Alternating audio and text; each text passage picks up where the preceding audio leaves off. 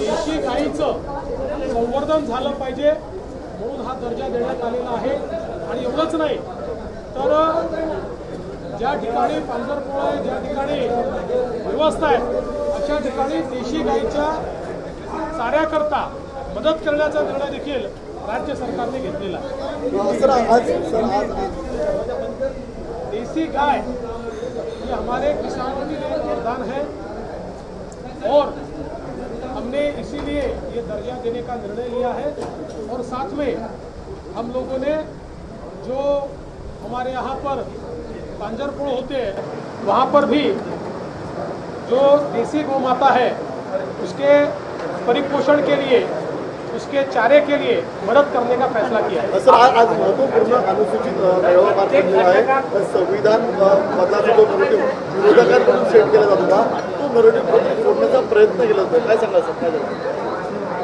अनुसूचित जाती मोर्चा भारतीय जनता पक्षाचं संमेलन आता झालेलं आहे आणि ज्या प्रकारे संविधान बदलाचा आणि आरक्षण संपेल असा फेक नरेटिव्ह मागच्या निवडणुकीमध्ये काँग्रेस आणि त्यांच्या मित्र पक्षांनी चालवला होता, आज त्यांचा खरा चेहरा उघड झालाय।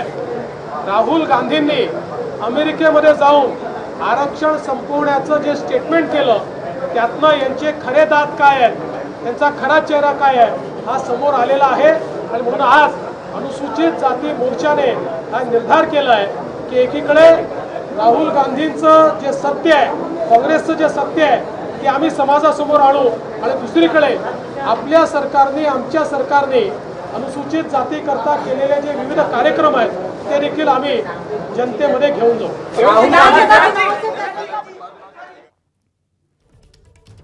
देशी गोमातेच्या चाऱ्यासाठी भरीव तरतूद करण्यात आल्याचं देवेंद्र फडणवीस यांनी सांगितलेलं आहे। या व्यतिरिक्त त्यांनी काँग्रेस आणि महाविकास आघाडीतल्या इतर पक्षांवर देखील टीका केलेली आहे। एबीपी माझा, उघडा डोळे बघा नीट।